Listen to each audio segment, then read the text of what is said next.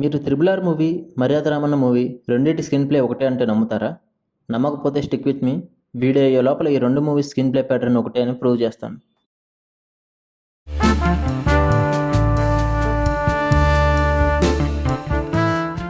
Hi friends, ఈ వీడియోలో Blake Snyder రాసిన 'సేవ్ ది క్యాట్' బుక్లోని స్క్రీన్ ప్లే బీట్ షీట్ని ఎక్స్ప్లెయిన్ చేయబోతున్నాను. ఈ బీట్ షీట్ అంటే కథలో ఏ సీన్ తర్వాత ఏ సీన్ రావాలి అని. ఊరికే థియరీ కాకుండా 'త్రిబుల్ ఆర్' మూవీని ప్రాక్టికల్గా తీసుకుని అందులో ఉన్న స్క్రీన్ ప్లే ప్యాటర్న్ ఈ బుక్లో ఉన్న ప్రిన్సిపల్స్ని ఎంతవరకు ఫాలో అయిందో ఈ వీడియోలో చూద్దాం. మరి ఇంకెందుకు ఆలస్యం, ముఖేష్ యాడ్ లేకుండా డైరెక్ట్గా వీడియోలోకి వెళ్ళిపోదాం. ఈ స్క్రీన్ ప్లే బీట్స్ని ఎక్స్ప్లెయిన్ చేసే ముందు కొంచెం ట్రివియా. బ్లాక్ స్నైడర్ ఇతను ఒక అమెరికన్ స్క్రీన్ రైటర్. ఇతను చాలా మూవీస్ని చూసి రాసి అనలైజ్ చేసిన తర్వాత క్రియేట్ చేసిన బుక్కే సేవ్ ది క్యాట్. హాలీవుడ్లో చేసిన చాలా మూవీస్ ఈ బుక్లో ఉన్న స్క్రీన్ ప్లే బీట్స్ని ఫాలో అవుతాయి. కథ రాయడం ఇంట్రెస్ట్ ఉన్న వాళ్ళందరికీ ఈ బుక్ యూస్ఫుల్ అవుతుంది. నేను 'త్రిబుల్ ఆర్' మూవీని ఎందుకు ఎగ్జాంపుల్గా తీసుకున్నానంటే ఈ మూవీ స్క్రీన్ ప్లే రాసింది one of the most successful director మన రాజమౌళి గారు. ఆయనే ఈ బుక్లోని ప్రిన్సిపల్స్ని ఎంతలా ఫాలో అవుతున్నారని తెలిస్తే ఈ బుక్ యొక్క ఇంపాక్ట్, వాల్యూ మీకు ఈజీగా అర్థమవుతుందని ఈ మూవీని రెఫరెన్స్గా తీసుకున్నాను. ముందుగా స్క్రీన్ ప్లే అంటే ఏంటంటే సింపుల్గా మనం కథని ఏ ఆర్డర్లో ఏ సీన్ తర్వాత ఏ సీన్ వస్తుందని చెప్పడమే స్క్రీన్ ప్లే. ఈ పెద్ద అయినా ఏ మూవీ కథ అయినా ఇతను చెప్పిన 15 స్టెప్స్ ఆర్డర్ ఫాలో అవ్వాలని అంటారు. ఆ 15 స్టెప్స్ లేదా బీట్స్ అంటే ఏంటో ఇప్పుడు చూద్దాం. First beat opening image.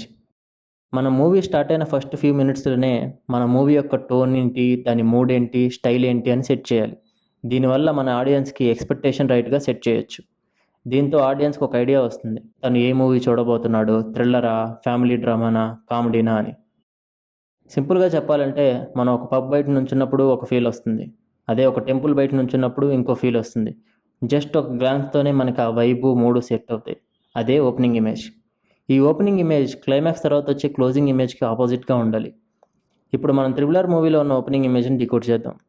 ఈ మూవీ ఓపెనింగ్లో బ్రిటిషర్స్ ఒక అడవి జాతి పిల్లల్ని తమతో పాటు తీసుకెళ్ళిపోతారు. దీంతో మనకి ఇది ఒక ఇండిపెండెన్స్ ఎరాలో సెటప్ అయిన స్టోరీ. ఇండియన్స్ ఇంకా బానిసలుగా ఉన్నారు, సో ఇది ఫ్రీడమ్ స్ట్రగుల్ గురించి అని అర్థమవుతుంది. ఇంకో మూవీ రిఫరెన్స్ను కూడా ఈ స్క్రీన్ ప్లే బీట్స్లో నేను చెప్పబోతున్నాను, అదే 'మర్యాద రామన్న'. 'మర్యాద రామన్న' మూవీ ఓపెనింగ్ సీన్ తీసుకుంటే ఒక సాంగ్ ద్వారా, ఒక సీన్ ద్వారా ఇది రాయలసీమ కుటుంబ ఆచారాలు, పగలు, దానికి సంబంధించిన స్టోరీ అని అర్థమవుతుంది. Second beat theme stated. నీ మూవీ థీమ్ ఏంటి, నీ గోల్ ఏంటి? ఇప్పుడు నువ్వు పబ్కి వెళ్తే దేనికోసం వెళ్ళావు? బర్త్డే పార్టీనా, యానివర్సరీనా, ఆఫీస్ పార్టీనా? నీ మూవీ ఏ టాపిక్ గురించి మాట్లాడబోతున్న విషయం క్లియర్గా ఆడియన్స్కి లౌడ్గా చెప్పాలి. మూవీ అయ్యే లోపల ఆ పాయింట్ని, ఆ డిస్కషన్ని ప్రూవ్ చేయాలి. 'త్రిబుల్ ఆర్' మూవీలో థీమ్ ఏంటంటే ఫ్రీడమ్ ఫైట్ స్ట్రగుల్స్, ఫ్రెండ్షిప్. ఈ సీన్లో రాజీవ్ కనకాల డిస్కషన్ తర్వాత బ్రిటిషర్ క్లియర్గా అడుగుతాడు, అంటే ఇప్పుడు ఆ కోయోడు వచ్చి మమ్మల్ని బాణం బల్యంతో కొట్టేస్తాడా అని. మూవీ క్లైమాక్స్లో సరిగ్గా అదే జరుగుతుంది. పాయింట్ డిస్కస్ చేశారు, క్లైమాక్స్లో ప్రూవ్ చేశారు. 'మర్యాద రామన్న' రామినాయుడు హీరో కుటుంబం మీద పగ తీర్చుకుంటామని వాళ్ళ కొడుకులతో ప్రమాణం చేయిస్తాడు. సో మూవీ పగల గురించి అని అర్థమవుతుంది. తర్వాత ఆ ఇంటి గుమ్మం ఆచారం కూడా ఎస్టాబ్లిష్ చేస్తారు. Third beat setup. మన మెయిన్ యాక్షన్ స్టార్ట్ అయ్యే ముందు అంతా సిద్ధంగా ఉండాలి. ఎలా అంటే ఏదైనా పార్టీ స్టార్ట్ అయ్యే ముందు దానికి కావాల్సిన ఐటమ్స్ అన్నీ రెడీగా ఉండాలి, like food, drinks, DJ and guests. ఈ సెటప్లో మనం కథ ఎక్కడ జరుగుతుంది, హీరో ఎవరు, విలన్స్ ఎవరో, వాళ్ళకి ఏం కావాలి అని ఎస్టాబ్లిష్ చేయాలి. ఇది పై రెండు బీట్స్ తర్వాత కాకుండా వాటితో పాటు బ్యాక్గ్రౌండ్లో బిల్డ్ అవుతూ వస్తుంది. మనకి ఈ సెటప్ అయ్యే లోపల ఒక తుఫాన్ రాబోతుందని స్లైట్గా ఆడియన్స్కి హింట్ రావాలి. 'త్రిబుల్ ఆర్' ఈ మూవీ సెటప్లో మనకు అర్థమయ్యేది ఇది ఒక ఇండిపెండెన్స్ స్ట్రగుల్ గురించి. హయ్యర్ పొజిషన్కి వెళ్ళాలనేది ఒక హీరో గోల్, తమ గోండు జాతి పాపని కాపాడుకోవాలనేది ఇంకో హీరో గోల్. కథ ఢిల్లీలో జరుగుతుంది, దాన్ని రూల్ చేసేది బ్రిటిషర్ స్క్వాడ్. మనకు కావాల్సిన సెటప్ అంతా రెడీ అయింది. 'మర్యాద రామన్న' ఇన్నోసెంట్, గుడ్ హార్ట్ ఉన్న హీరో ఆటో కొనుక్కోవాలనేది వాడి కోరిక. ఆచారాలు ఎంత బాగా ఫాలో అవుతారో పగను కూడా అంతే బాగా నమ్మే విలన్స్. మరియు ఇంటి గుమ్మం సెంటిమెంట్. మనం గెస్ చేస్తాం వీళ్ళిద్దరూ కలవబోతున్నారు, హీరో విలన్స్ అని. నాలుగవ బీట్ క్యాటలిస్ట్. క్యాటలిస్ట్ అంటే సడన్గా చేంజ్ తీసుకొచ్చే ఈవెంట్ కానీ, పర్సన్ కానీ. ఈ మూమెంట్ జరగడం వల్ల ఇప్పటిదాకా మనం సెటప్ చేసిన వరల్డ్ని వదిలేసి కొత్త వరల్డ్లోకి వెళ్తాం. హీరో ఒక కొత్త జర్నీని స్టార్ట్ చేస్తాడు, మన స్టోరీలో తర్వాత ఘట్టం మొదలవుతుంది. ఈ క్యాటలిస్ట్ మూమెంట్ జనరల్గా ఒక మెసేజ్, న్యూస్, టెలిగ్రామ్ లేదా ఒక పర్సన్ ద్వారా ట్రిగ్గర్ అవుతుంది. మీరు 'నాయక్' సినిమాలో చూసుకుంటే బ్రహ్మానందం పెళ్లి చూపులకు వెళ్తాడు. విలన్స్ నుంచి తనను సేవ్ చేయడానికి హీరోని వాళ్ళ ఇంటికి తీసుకువెళ్తాడు. ఇక్కడే హీరో హీరోయిన్ చూస్తాడు. దీంతో కొత్త స్టోరీ మొదలవుతుంది. చివరికి మూవీ క్లైమాక్స్లో బ్రహ్మానందమే అంటాడు విలన్స్తో, జరిగిన ఎపిసోడ్లో ఈ ఒక్క సీన్ తీసేసి చూడండి, ఈ స్టోరీ ఇలా జరిగేది కాదు అని. అది ఈ ఈవెంట్ యొక్క వాల్యూ. ఇది లేకపోతే స్టోరీనే ఉండదు. RRR movie. లేడీ స్కాట్ రాజుకు ఆఫర్ ఇస్తుంది, భీముని ప్రాణాలతో పట్టుకుంటే ప్రమోషన్ ఇస్తానని. ఈ మూమెంట్తో అప్పటిదాకా పోలీస్గా ఉన్న రామరాజు మఫ్తీలోకి వెళ్ళిపోతాడు. తర్వాత స్లోగా భీముని కలుస్తాడు. మర్యాద రామన్న. ఇక్కడ క్యాటలిస్ట్ మూమెంట్ నిజంగానే ఒక టెలిగ్రామ్ ద్వారా వస్తుంది. దీంతో హీరో ఉన్న ఊరిని వదిలేసి తన పుట్టిన ఊరికి బయలుదేరతాడు. ఈ స్టెప్ మాత్రం చాలా తెలుగు సినిమాల్లో యూజ్ చేశారు. బాహుబలి. హీరోకి అవంతిక మాస్క్ దొరుకుతుంది. దీంతో కొండపైకి ఎక్కుతాడు. అతడు పార్థు చనిపోవడం వల్ల అప్పటిదాకా ఉన్న వరల్డ్ను వదిలేసి నందు పార్థు ఇంటికి వెళ్తాడు. KGF. యాండ్రూ ఆఫర్ ఇవ్వడంతో ముంబైని వదిలేసి రాకీ బాయ్ బెంగళూరు వెళ్తాడు. 5th beat debate. Catalyst momentum వల్ల హీరో ఒక కొత్త జర్నీ స్టార్ట్ చేయాల్సి వస్తుంది.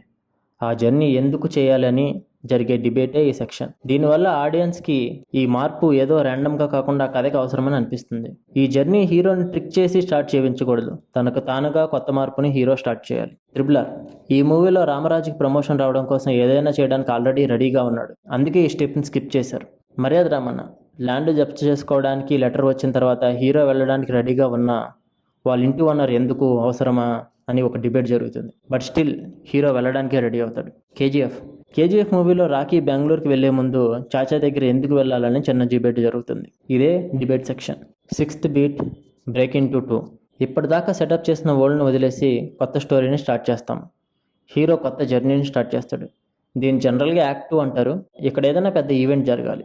RRR. రామరాజ్ మరియు భీమ్ ఒక పిల్లవాడిని కాపాడే సమయంలో ఇద్దరు అడ్వెంచర్స్గా కలుస్తారు. Maryada Ramanna. Ramu train journey start చేస్తాడు మరియు హీరోయిన్ని కలుస్తాడు. 7th beat B story. ఈ బీట్ రిలాక్సేషన్ కోసం. ఎందుకంటే ఇప్పటికే సెటప్, థీమ్, క్యాటలిస్ట్ ద్వారా చాలా ఇన్ఫర్మేషన్ ఆడియన్స్కి ఇచ్చాం. ఈ స్టెప్ ద్వారా వాళ్ళకి బ్రీతింగ్ తీసుకునే టైం దొరుకుతుంది. ఈ ప్లేస్ జనరల్గా లవ్ స్టోరీకి వాడతారు. కొత్త క్యారెక్టర్స్ని మీట్ అవుతాం. ఇక్కడ మనం స్టేక్స్ ఏమి రేస్ చేయం. స్లోగా క్యారెక్టర్స్, మూవీ థీమ్, సైడ్ థీమ్స్ని ఎక్స్ప్లోర్ చేస్తాం. ఈ రూల్ని ఆచార్య మూవీలో బ్రేక్ చేశారు. లవ్ స్టోరీ ఈ స్టెప్లో కాకుండా సెకండ్ హాఫ్లో స్టార్ట్ చేస్తారు. సెకండ్ హాఫ్లో రిలాక్సేషన్ పీరియడ్ ఇస్తే ఆడియన్స్కి బోర్ కొట్టే లేదా ఇంట్రెస్ట్ పోయే ఛాన్స్ ఉంటుంది. RRR movie. ఇక్కడ మనం లవ్ స్టోరీ కన్నా రొమాన్స్ ఎక్కువ చూస్తాం. అంటే హీరోస్కి మధ్య ఉన్న ఫ్రెండ్షిప్. దాంతోపాటు భీమ్కి జెన్నీకి మధ్యలో చిన్న లవ్ ట్రాక్ కూడా చూస్తాం. మర్యాద రామన్న. రాము హీరోయిన్కి మధ్య లవ్ ట్రాక్ రైల్వే ట్రాక్ పైన జరుగుతుంది. 8th beat fun and games. దీన్ని ప్రామిస్ ఆఫ్ ది ప్రెమిస్ అంటారు. అంటే మనం సెటప్ చేసిన వరల్డ్లో ఉన్న క్యారెక్టర్స్లో ఉన్న ఫ్యాక్ట్స్ని యూజ్ చేసుకుని ఫన్ జనరేట్ చేయడం లేదా గేమ్స్ ఆడటం.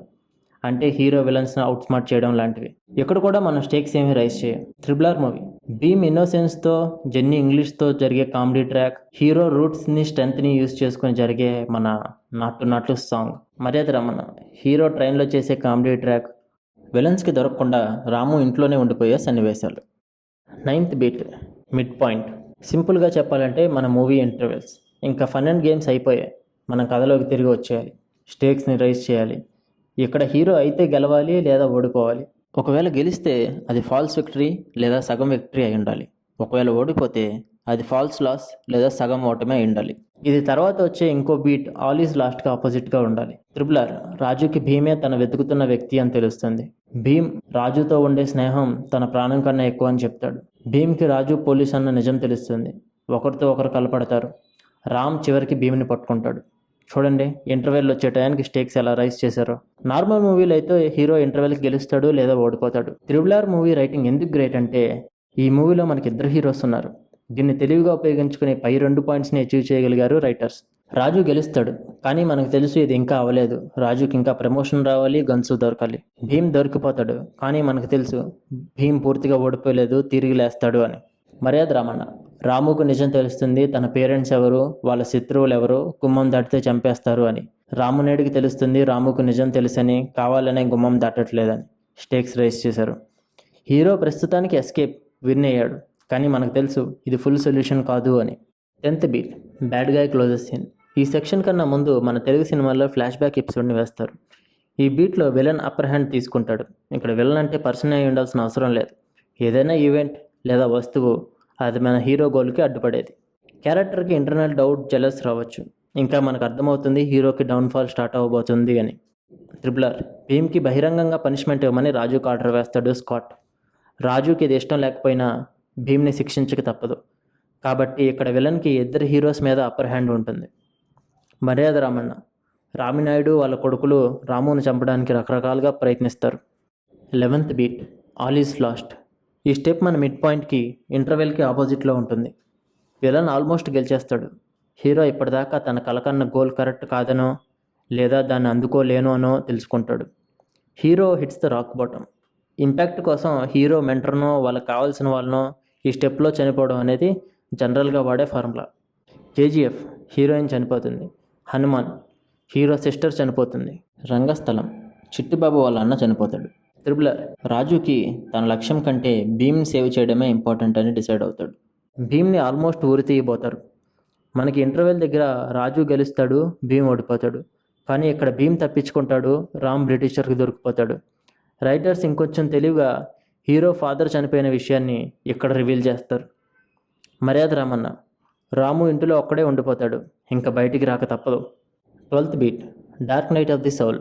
ఈ బీట్ 5 seconds నుంచి 5 minutes వరకు ఎంతసేపు అయినా ఉండొచ్చు, కానీ ఉండాలి.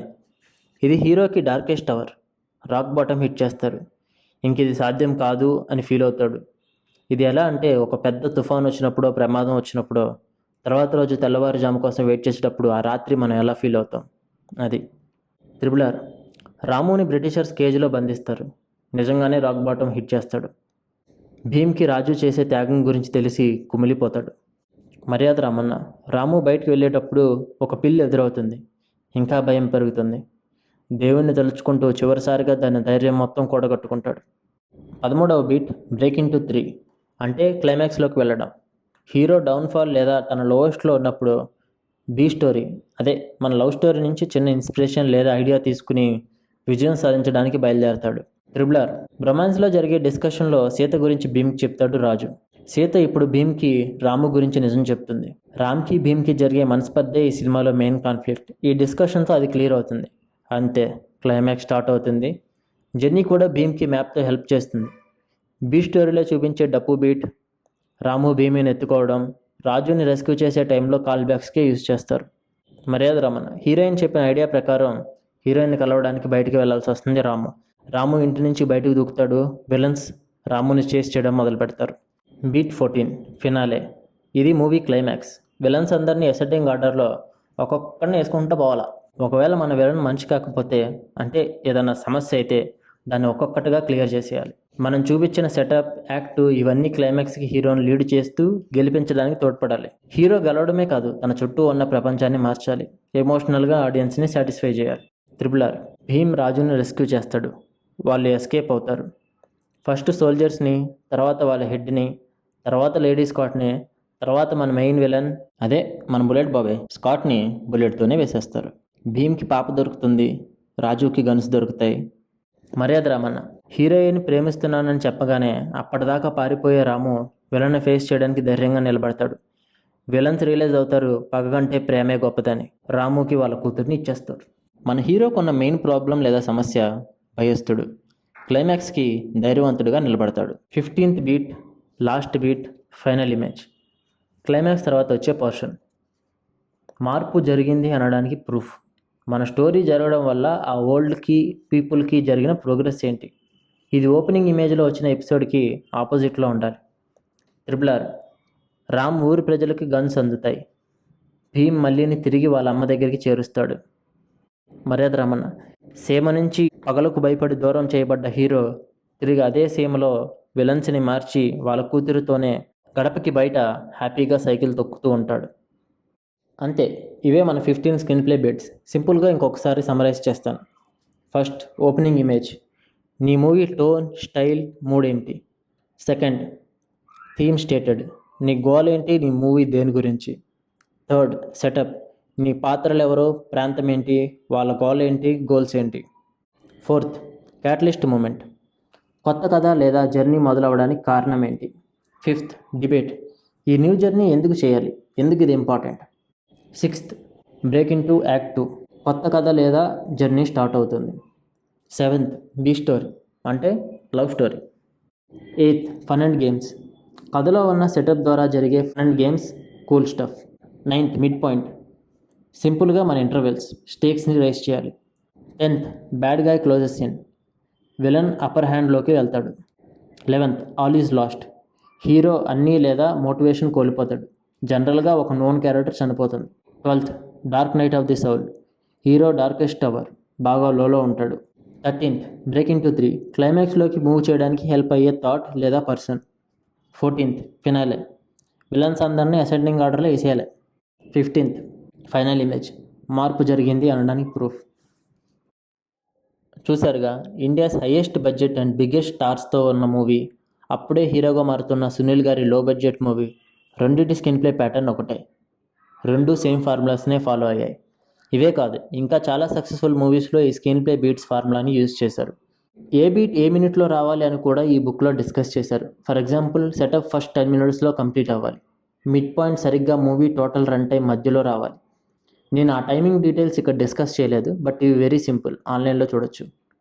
మీరు అడగచ్చు, ఈ బుక్ రూల్స్ని ఫాలో అవ్వకపోతే మూవీ హిట్ అవ్వదా అని. Yes, it's a good question, very good question. ఈ బుక్ పబ్లిష్ అయ్యింది 2005లో.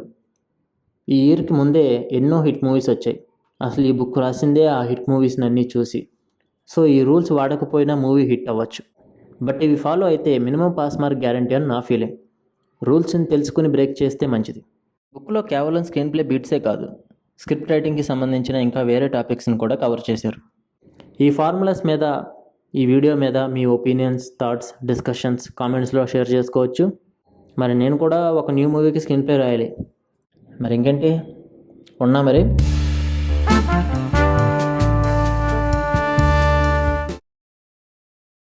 ఏంటి ఇంకా ఎక్కడే ఉన్నారా, వెళ్ళలేదా? నేను నెక్స్ట్ ఏ వీడియో చేస్తానో ఈ ఛానల్లో నాకు ఐడియా లేదు, అందుకే మిమ్మల్ని సబ్స్క్రైబ్ చేయమని అడగట్లేదు. నేను ఏ వీడియో చేసినా పర్లేదు, మీరు చూస్తానంటే మాత్రం ఆ సబ్స్క్రైబ్ బటన్ నొక్కించండి, అలా పడి ఉంటుంది.